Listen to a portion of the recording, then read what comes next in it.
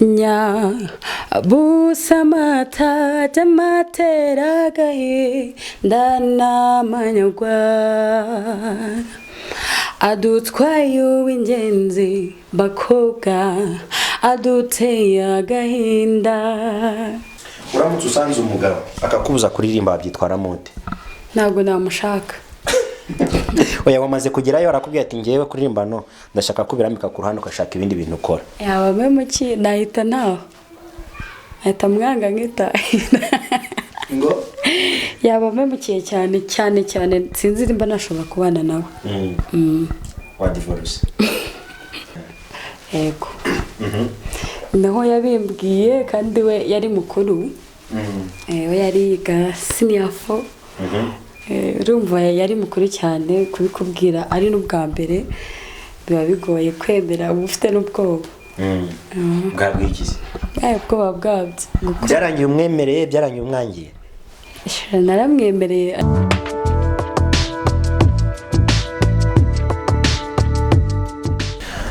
Twongeye kuramutsa nshuti bakunzi ba Iris Rwanda abakunda Ficus TV aho muri hirya no hino mu gihugu amahoro y'Imana nabane namwe. Nkuko bisanzwe twari twarabasezeranije yuko hari igice cya kabiri tuzaba cyangwa mwoto ndamwe n'umukobwa je bareko. Ntabwo nzi kigande. Barigani. Mzuri.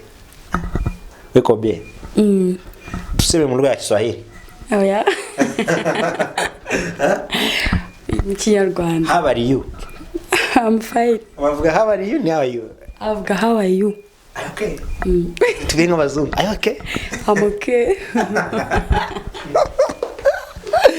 Ongera twitsa amazina yawe.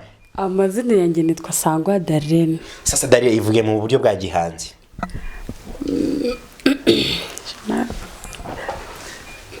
Nya busamata jamatera gahe ndanamanyagwa adutwaye uw'ingenzi bakobwa aduteye agahinda.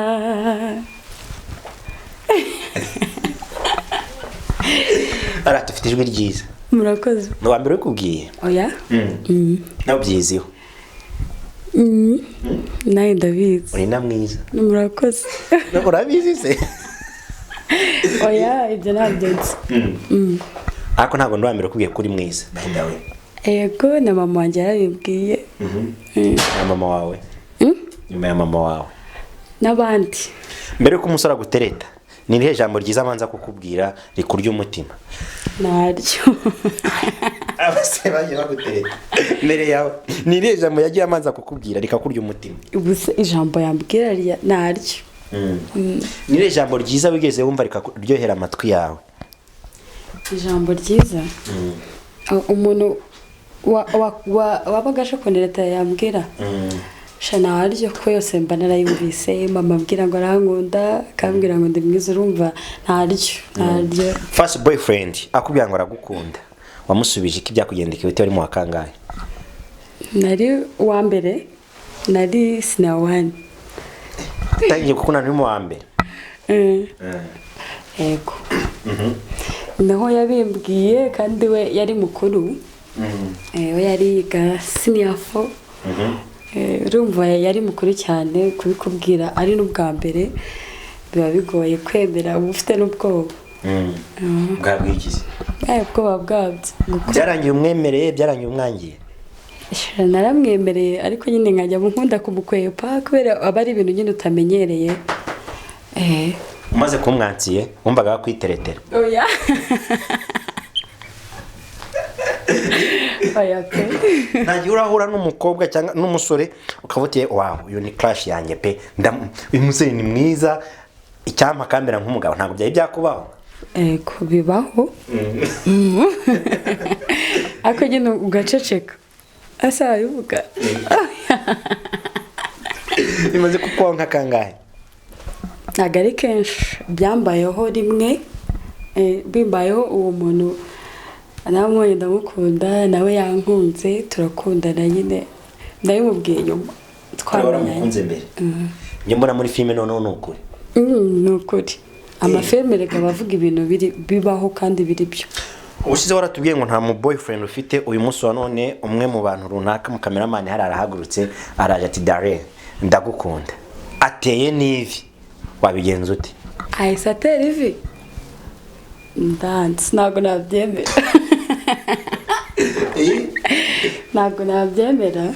Abenshi bakunda gutererwa ivi bakanga gukoza undi soni, akemera ya mpeta akayambara. Bikubayeho mwari musanzwe muvugana mu buzima busanzwe, ariko igihe kirageza kugezeho usanze yateye ivi, yateguye ibirori ngaragukunda, yari umushuti wawe. Darlene dusanzwe ducatinga mu buzima busanzwe, turahuye usanze nateye ivi ndagukunda, byagenda ute? Kandi twari tuzanye bisanzwe ukaza kunerera ivi. Ntabwo nabyemera. Ntabwo nabyemera. Ubusize tuganira waratubwiye uti nigeze kurira mu rukundo, byagenze ute? Yo disi manze nkubwiye ngo wihangane we kongera kurira. Oya. Ntabwo hari kera nyine.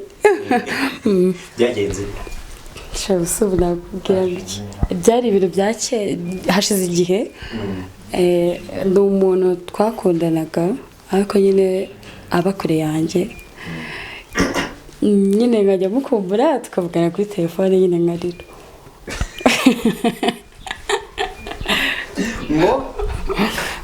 Gutyo nyine wumvise.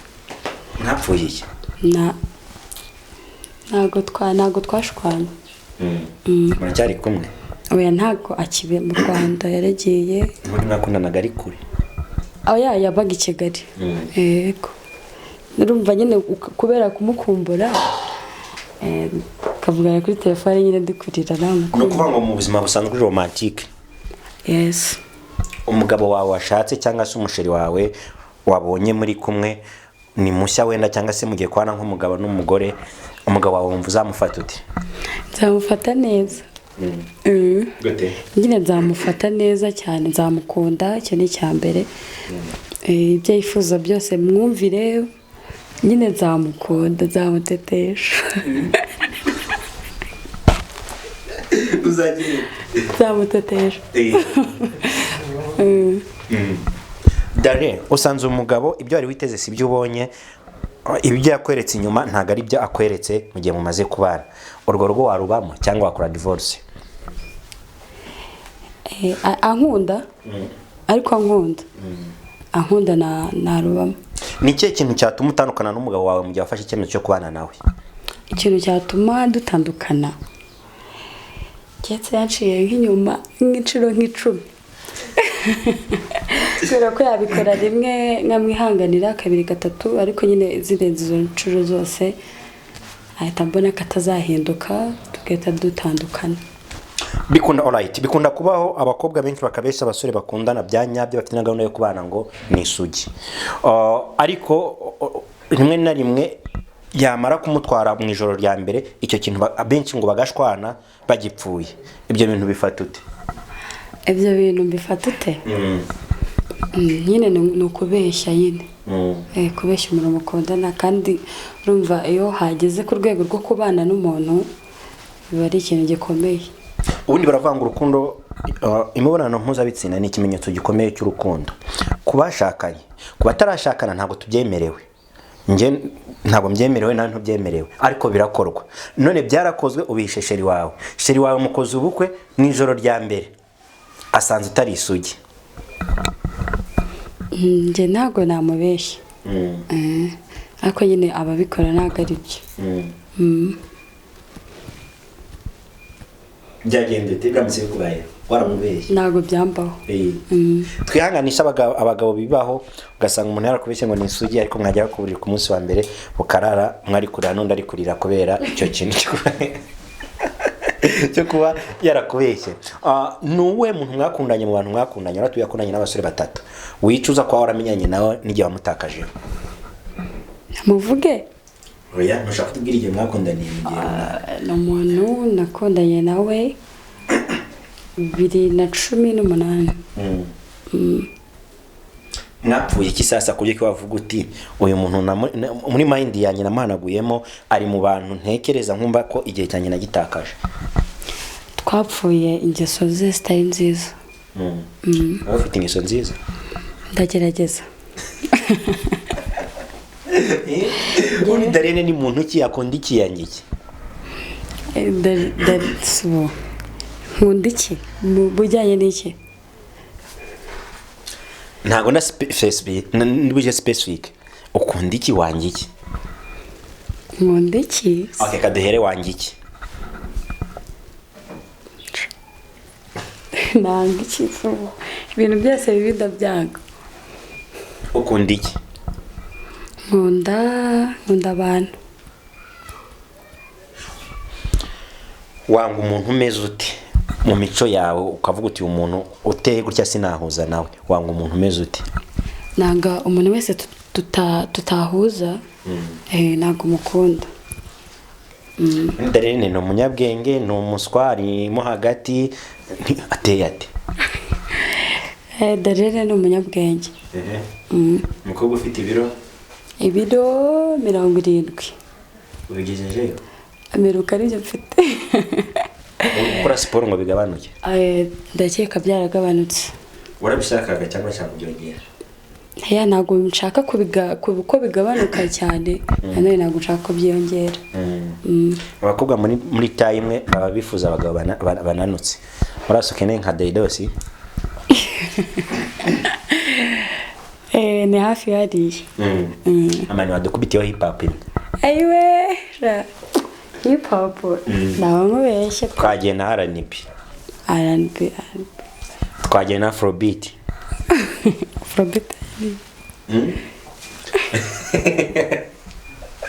Twagiye na Kenya Trap. Yego none oya. Kenya Trap ku mutima.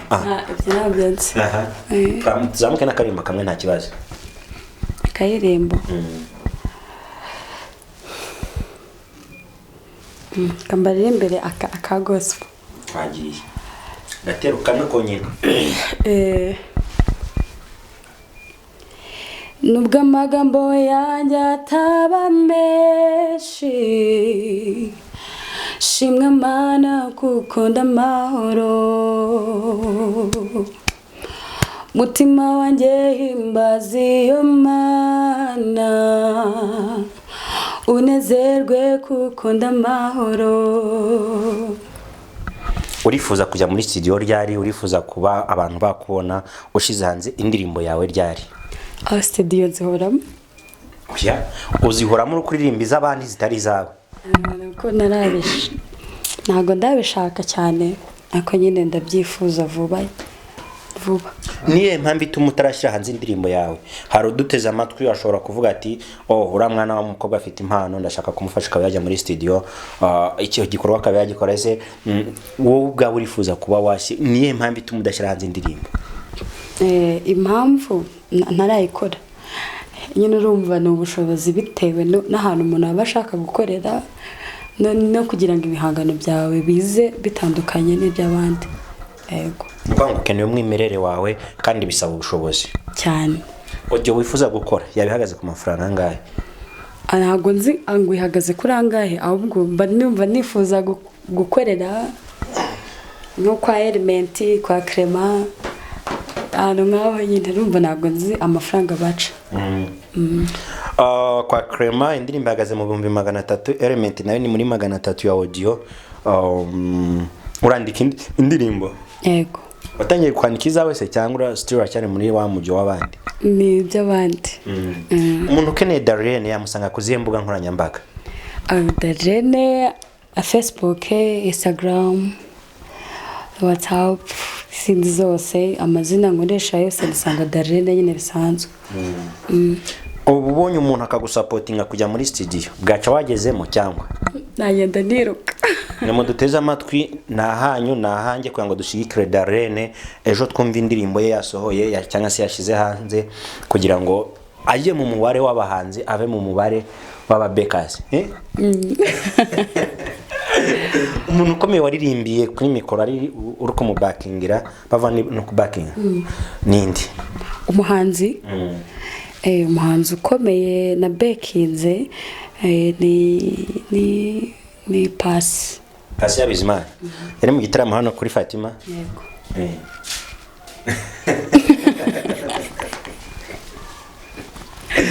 undi ninde muri sekira ntawe muri sekira sekira ni abasanzwe.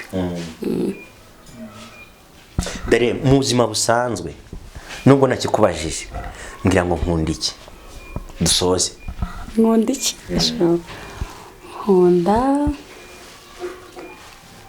nkunda kuririmba.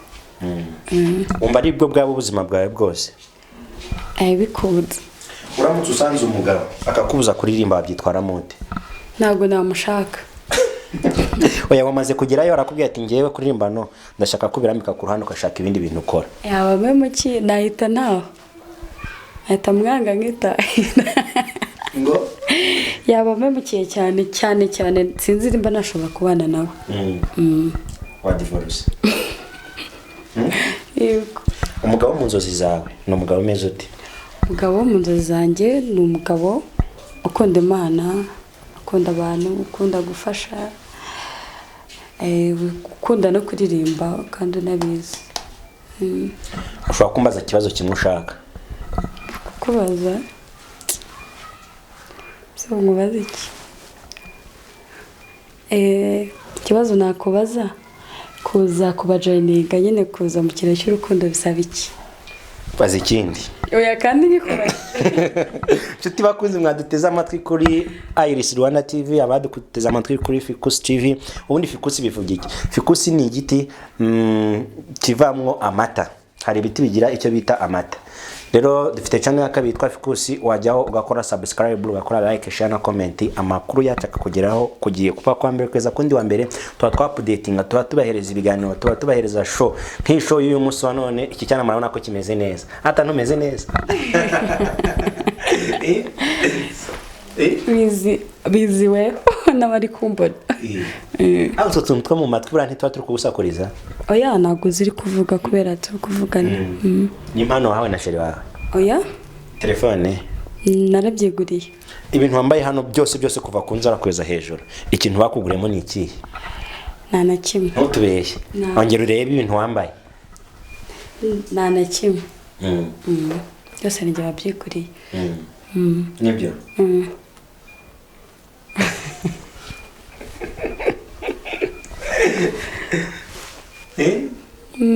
Ijambo rimwe kuri filime Ikiriyo cy'urukundo? Ijambo rimwe nababwira courage. Merci. Dusange muri Goyiko Bosco Design, dusange muri Goyiko Teacher Shop, barakwambika ugubwe neza abantu utamuka kuvuta ndi smart meze neza ndaberewe nuko niki nta bindi ugatambuka Darlene akagukunda ugatambuka gubwa akagukunda barakwambika. Ikindi dusange muri Repair Restaurant, dufite ibyo kurya byiza, yaba muteka we aho waba uri hose turadelivaringa tukabikugezaho. Ntago duhenze, uzahasanga ifi nziza, uzahasanga inkoko nziza, uzahasanga buri kimwe cyose wifuza, kandi abakozi bacu bakwakirana yombi. Inywera ijambo mubasha yengwa na Forward Investment Group ikorera mu Gashangiro. Benga ikinyobwa cyiza cyane nimvango cyiza numbe ko ari cyiza. Ikindi Iris Rwanda Limited dukora ubukwe, dukora comedy, dukora event management, film production, wedding ceremony production, photo and video. Ariko tukagira akantu twihareka vango knowledge is power. Dare wakabonye? Ngo knowledge is power. Ubwenge ni imbaraga cyangwa se ubwenge ni igikenya. Nukuvuga ngo ariko ngiro yes. Icyo nabwira abantu muduteze amatwi kandi mudukurikiye kuri uyu munsi wa none nuko wakomeza ukaduha umusada wawe, ukareba ibiganiro tuba dutambutsa, ukareba ukuntu tubarisha show, urumva ikiganiro cya kimeze gi kirarenze. Urumuzagaruka? Agaruka. Yes, kutujoyininga urumwe mu banyamuryango.